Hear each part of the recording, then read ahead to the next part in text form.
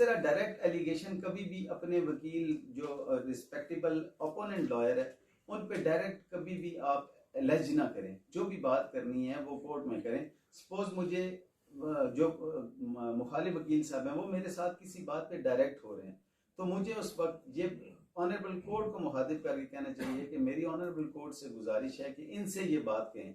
मेरी honourable court से गुजारिश है जो भी जज कह रहे हैं वो आप कोर्ट से मुखातिब हों, और पूरी कोशिश करेंगे पूरे अपनी आर्गूमेंट के दौरान कभी भी अपने मुखालिफ वकील को उनके नाम से या तू तकरार तो बिल्कुल ही गैर मुनासिब बात है।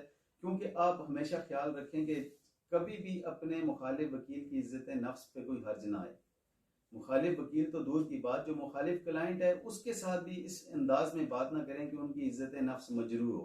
आप हमें अपने जो क्लाइंट है उसके राइट्स को प्रोटेक्ट करना है, उसके साथ साथ हमें देखना है कि किसी भी मुखालिफ फरीक की इज्जत नफ्स मुतासर ना हो।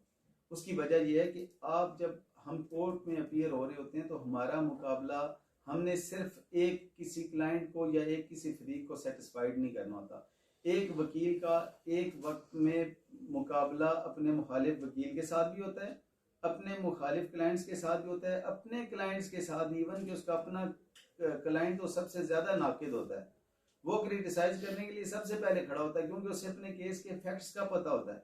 अब कोशिश करें कि हमारा उसके अलावा जो कंपटीशन है वो वहाँ पे ऑडियंस जो मौजूद है, जो बाकी केसेस में आए हुए हैं वो भी हमारी कंपेटिटर है, वो उनको भी हम लोगों ने सेटिस्फाइड करना होता है। इसके साथ साथ कोर्ट का जो स्टाफ है वो बहुत इम्पोर्टेंट होता है। कोर्ट के स्टाफ भी देख रहा होता है क्योंकि कल आपको जो काम भेजना है वो आपसे सेटिस्फाइड हो के कोई भी इलाके का कोई क्लाइंट भी आपको वो जो कोर्ट में खड़ा है वो आपसे सेटिस्फाइड हो के आपको ब्रीफ दे सकता है।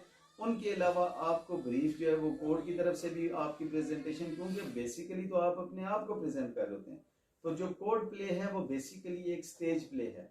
आपने जैसे स्टेज पे फौरी तौर पे आपको रिमार्क्स मिलते हैं, एक तो ड्रामा होता है जो टेलीकास्ट किया जा रहा होता है, पहले रिकॉर्डिंग होती है, लेकिन हमारा जो जुडिशियल सिस्टम है इसमें बेसिकली आपको स्टेज प्ले करना होता है, और स्टेज प्ले करने के लिए स्टेज में बैठी तमाम ऑडियंस को भी सेटिस्फाइड करना हमारी जिम्मेदारी होती है।